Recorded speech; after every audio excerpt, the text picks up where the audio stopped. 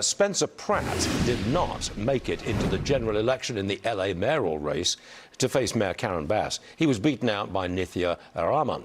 Look who's here now. It's Josh Altman again. Why doesn't Los Angeles want to change direction? The two candidates running in November, one the incumbent, as incapable, incompetent, and the other's a socialist. So no change is coming for Los Angeles, even though I think you desperately need it.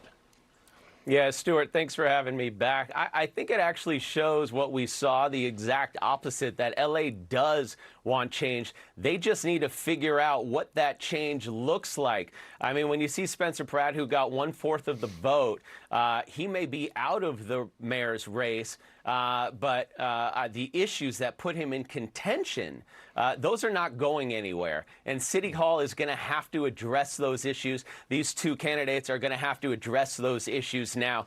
You have to realize I'm with homeowners, home buyers, business owners all day, every day as the top realtor in LA. And I can tell you the frustration was clear and is clear. They're frustrated with the homelessness. They're frustrated with the safety, public safety. They're frustrated with the rebuild process and building process across the board in LA because of the red tape and the bureaucracy. But I can tell you the fact that Spencer Pratt got 1/4 of the vote, millions of dollars, way faster than any other candidate out there. It shows that people want answers. They're tired of excuses. And I can tell you that I think he did an amazing job for a non-politician and probably was more successful than most. Got it. The controversial California Billionaires Tax now has enough support to appear on the November ballot. If it passed, it would be a one-time 5% tax on people with a net worth of $1.1 billion or more. All right, Josh, have people started reaching out to you about selling their homes and leaving California?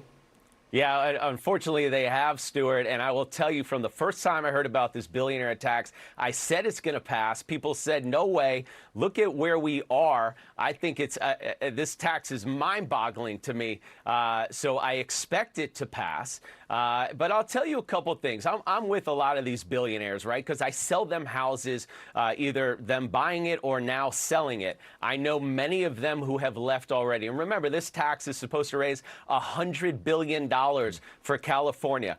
Mark my words, we're going to lose 10x that over the next couple of years and many more years to come. Here's the thing with billionaires, Stuart.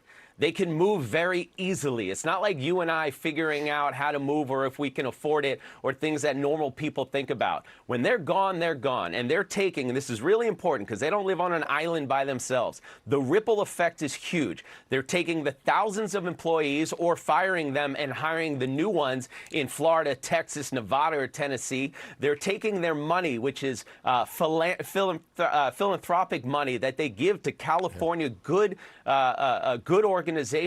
They're taking their money where they would use for venture capital. It's across the board, and it's a bad deal. And in my opinion, it's going to pass.